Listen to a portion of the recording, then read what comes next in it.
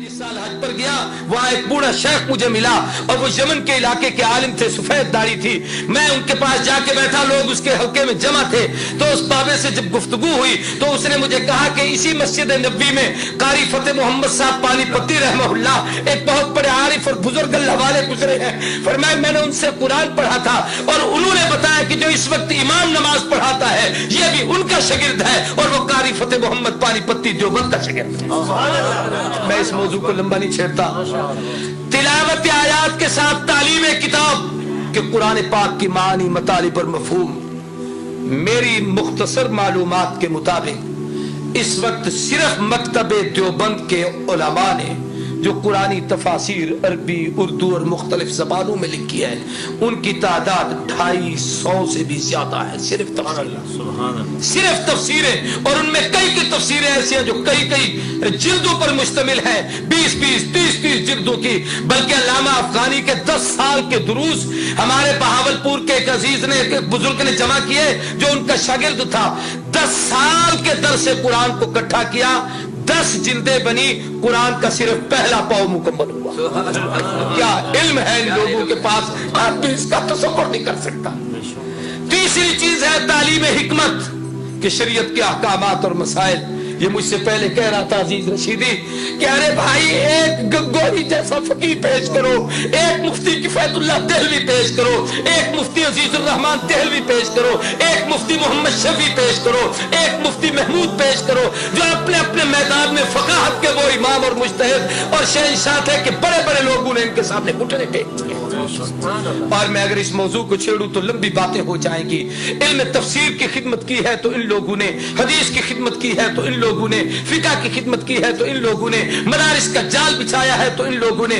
किसी ने हजरत शेखुल हिंद मौलाना महमूद हसन रहमहुल्लाह जो देवबंद का सबसे पहला शागिर्द था, उस्ताद भी महमूद है, शागिर्द भी महमूद है। एक छोटे से अनार के दरख्त के नीचे एक उस्ताद और शागिर्द बैठकर इल्म को सीख रहे हैं। उस शागिर्द महमूद ने जब वो महमूद हसन बन गए, अल्लामा ज़मान बने, तो किसी ने कहा हजरत आपकी कोई तसनीफ तो हमारे सामने नहीं आई, आप इतने बड़े अल्लामा कहलाते हैं। फरमाया मियां मेरी तो हर मैदान में तफसीर है, तो मेरी तशरीफ है, किस मैदान की तशरीफ देखना चाहते हो, कौन सी किताब पढ़ना चाहते हो? उसने कहा जी हमने तो कोई नहीं देखी। फरमाया मेरे कुरान की तफसीर में अगर कोई तशरीफ देखना चाहते हो शबीर अहमद उस्मानी को देख लो, इल्म हदीस में मेरी कोई तशरीफ देखना चाहते हो मेरे शागिर्द अनवर शाह को देख लो, अगर फकाहत में मेरी तशरीफ देखना चाहते हो मेरे अजीजुर रहमान और किफायतुल्लाह को देख लो। फरमाया अगर तुम लोग मेरी तशरीफ को देखना चाहते हो, सियासत के मैदान में कुछ पढ़ना चाहते हो, मेरे शागिर्द उबैदुल्लाह सिंधी को देख लो। अगर तुम मेरी तशरीफ पढ़ना चाहते हो, जनाब वाला तारीफ के मैदान में मुझे कुछ देखना चाहते हो, मेरे एक ही शागिर्द तसव्वुफ का इमाम अशरफ अली थानवी को देख लो। मेरे अगर तुम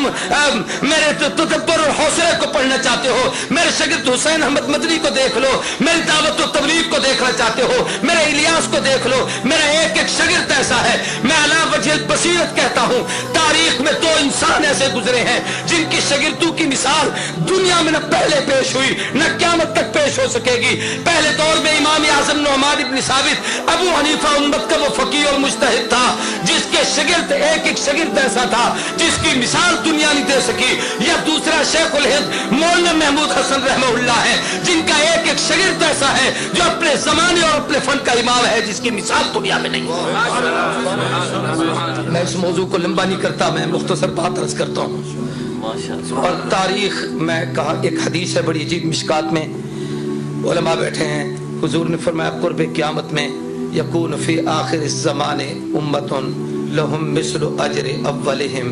आखिर दौर में एक जमात आएगी, वो पहलू के नक्शे कदम पर चलेगी, उन जैसे काम करेगी, अल्लाह इन पिछलों को उन जैसा अजर देंगे। आगे बड़ी लंबी तफसील है, मैं सिर्फ उसी का एक खाका अर्ज करना चाहता हूं। तारीख ने अपने आप को दोहराया कि अगर पहले दौर में इमाम आजम नुअमान इब्न साबित अबू हनीफा गुजरा जिसकी फकाहत की दुनिया मिसाल न दे सकी, तो इस दौर में रशीद अहमद गंगोही गुजरा, उलमा देवबंद का वो अजीम फर्जंद जिसकी मिसाल दुनिया नहीं पेश कर सकती।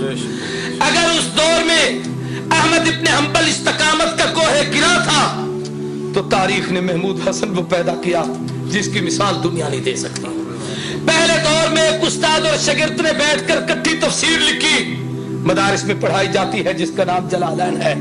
تو اللہ نے ہمارے اکابر میں ایک استاد اور ایک شاگرد، علامہ شبیر احمد عثمانی شاگرد، شیخ الہند مولانا محمود حسن استاد اور شاگرد نے بیٹھ کر وہ تفسیر لکھی جس کی مثال دنیا نے پیش کر سکتی۔ میں کہتا ہوں پہلے دور میں اگر اللہ سلام کروڑوں جزا عطا کرے، بخاری کی قبر پر اللہ رحمت نازل کرے، امام بخاری نے بخاری لکھی ہے تو اس کو سمجھانے کے لیے انور شاہ کشمیری نے جو اس کی شرح لکھی ہے، تاریخ میں آج تک اس جیسی کتاب نہیں آ سکی۔ پہلے دور میں امام مسلم صحیح مسلم لکھ کے گئے ہیں، علامہ شبیر احمد عثمانی نے فتح الملم 5 جلدوں میں لکھی ہے، آج تک اس کی مثال دنیا نہیں پیش کر سکی۔ اگر امام ابو داؤد نے ابو داؤد لکھی ہے، بل الموجود ابو داؤد کی شرح مولانا خلیل احمد سہارنپوری رحمہ اللہ نے لکھی جس کی مثال آج دنیا نہیں دے سکتی۔ اور امام مالک موطا امام مالک لکھ کر گئے، شیخ الحدیث محدث عصر مولانا محمد زکریا کاندلوی مہاجر مدنی نے جس وقت اس کی شرح لکھی، ایک عرب کے شاعر کو یہ کہنا پڑا قد حنف الموطا، اور زکریا نے کیا موطا امام مالک کی شرح لکھی ہے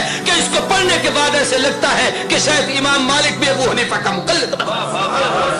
ہمارا ایک ایک عالم بے مثال، ایک ایک عالم با کمال، ایک ایک عالم لازوال۔